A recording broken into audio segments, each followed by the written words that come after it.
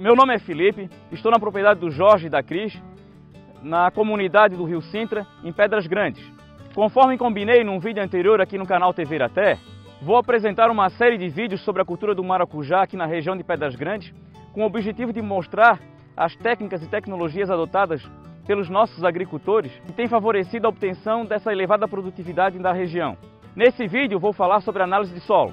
Considero a análise de solo um ponto importante na implantação de qualquer lavoura. É com a análise de solo que conseguimos saber como é que está a acidez do solo e a quantidade e a proporção entre os diversos nutrientes. Não é possível determinar a quantidade, nem o tipo de calcário, ou a quantidade ou o tipo de adubo que será utilizado numa lavoura sem ser feita uma análise de solo.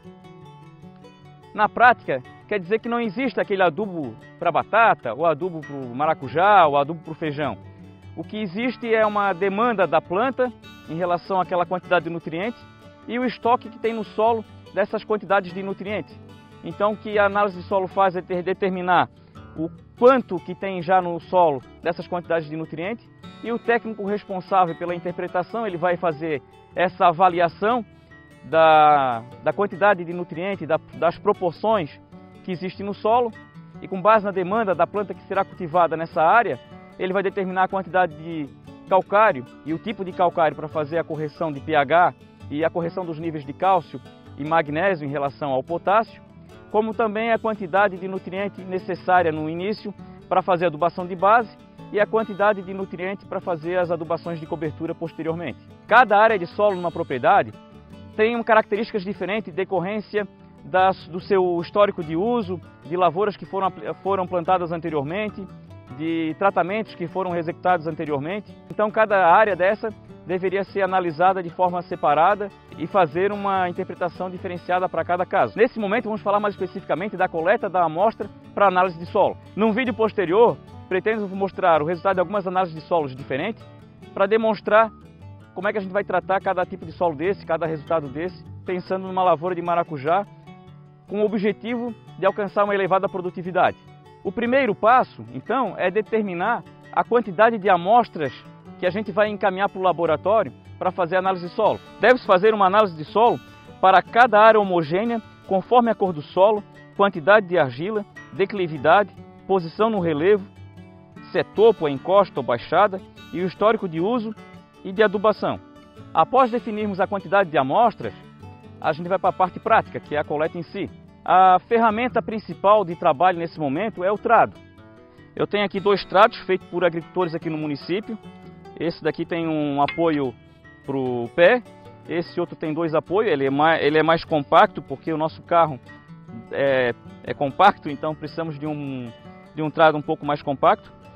Então a utilização dele a gente vai demonstrar na sequência, e na prática ele não é usado apenas sozinho. Eu preciso de uma chave de fenda, algum pedaço de metal para raspar o solo aqui dentro de um saquinho.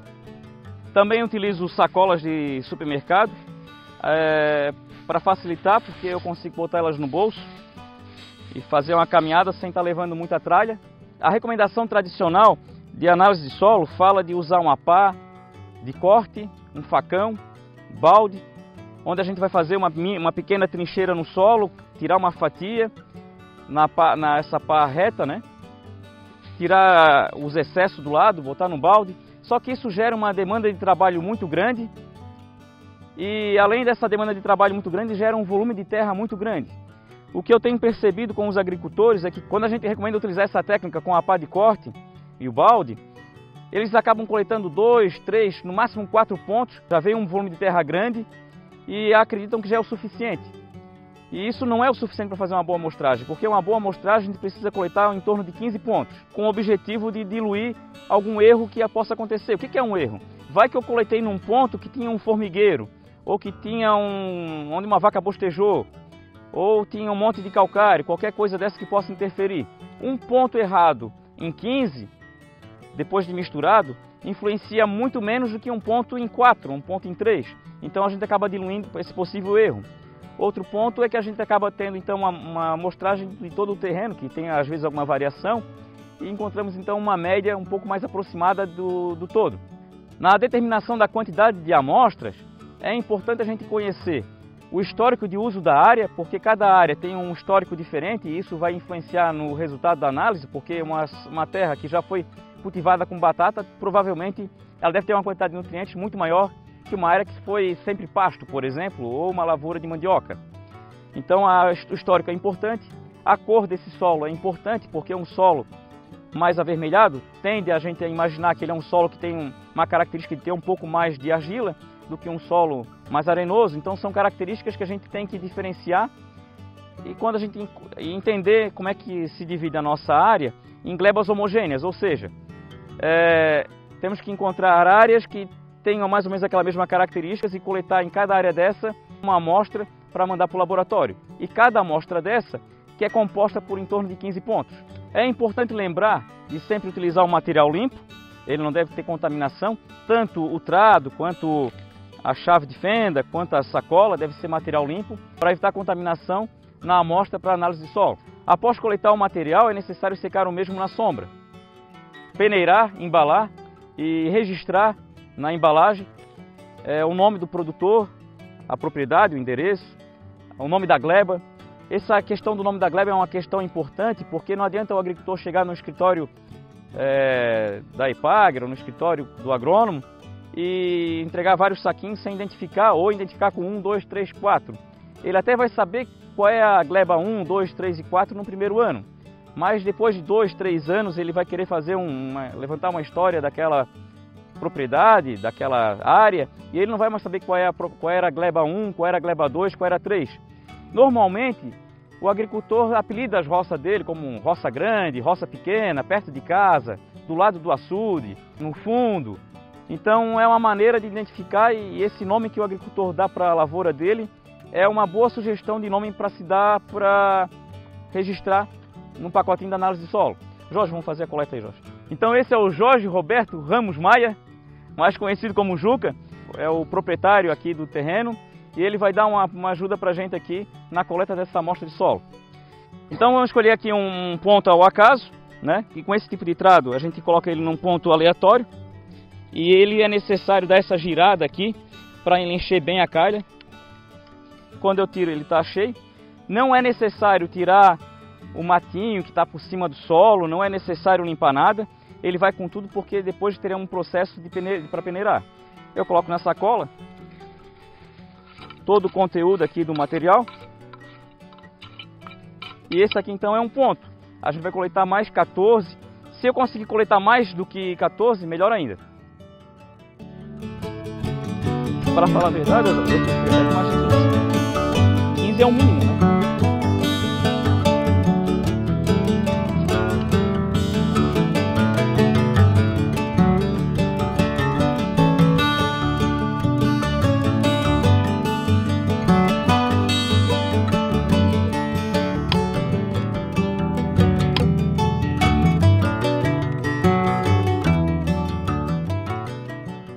Então aqui está a nossa amostra. Pela quantidade aqui eu acho que deve ter uns 30 pontos, pelo volume que a gente percebe quando pega 15 e agora, né? É uma orientação que eu dou para ajudar na marcação quando a pessoa não tem a caneta no momento aqui no campo, porque aqui hoje a gente vai fazer mais uma ou duas coletas.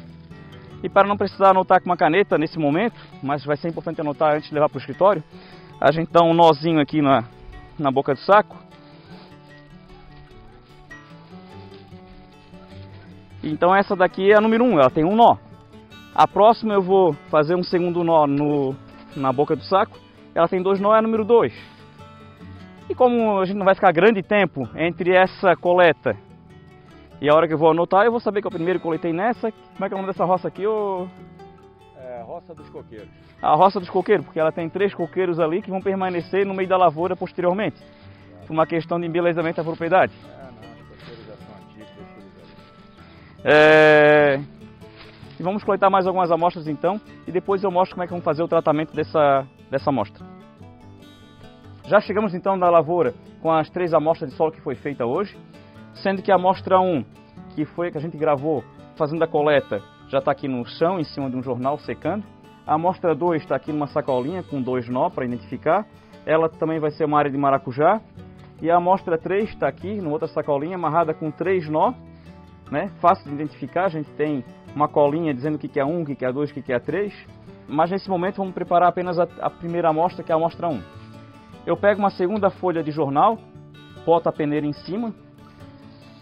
É importante lembrar que o solo deve ser seco à sombra, porque no sol a gente pode ter perda com a matéria orgânica ou de alguns outros nutrientes que sejam voláteis, né?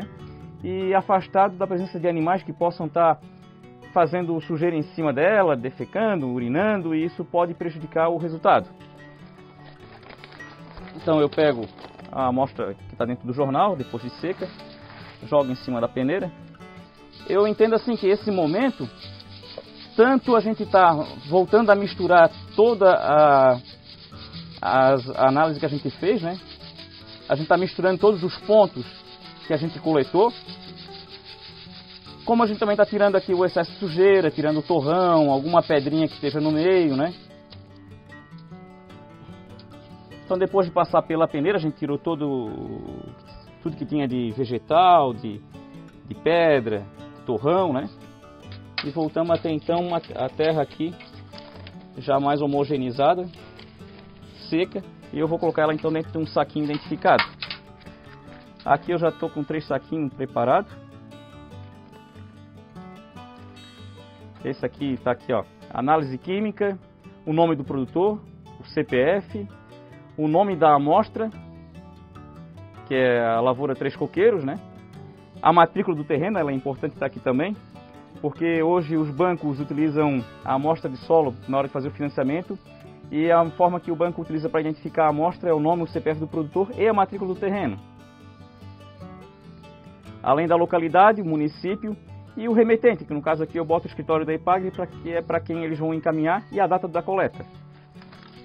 Então agora eu faço um rolinho.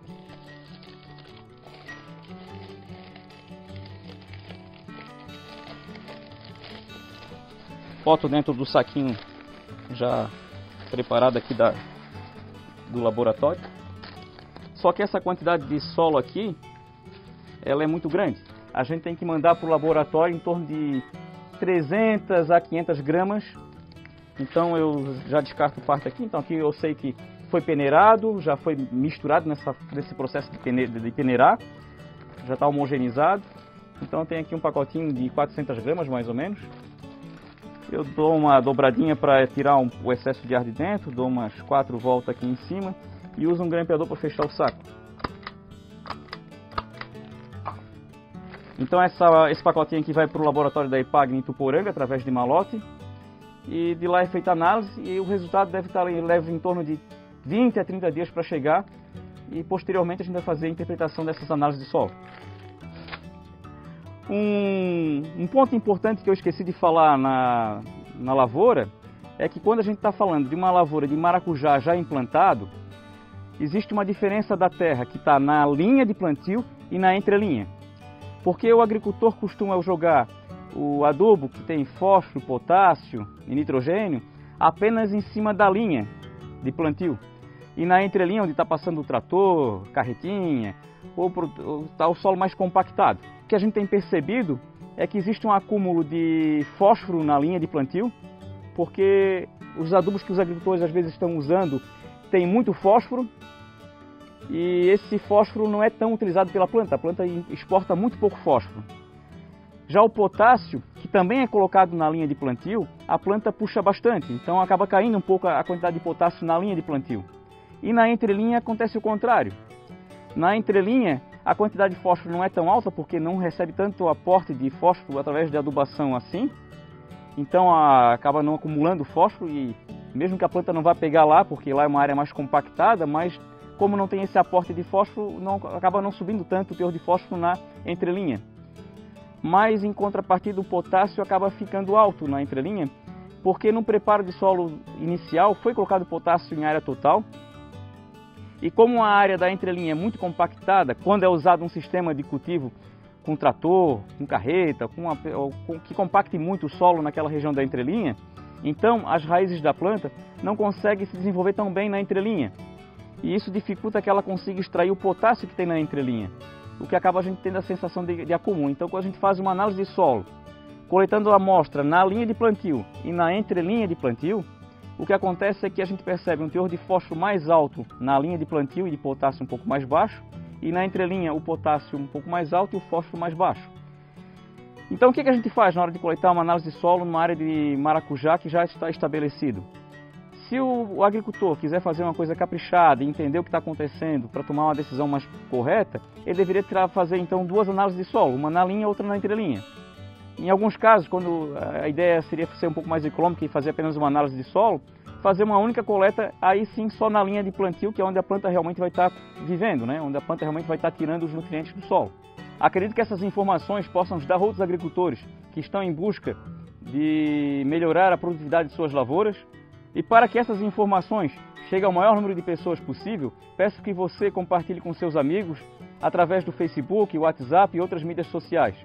Se você tem alguma pergunta ou sugestão ou dica para um próximo vídeo, deixe aqui nos comentários e até a próxima.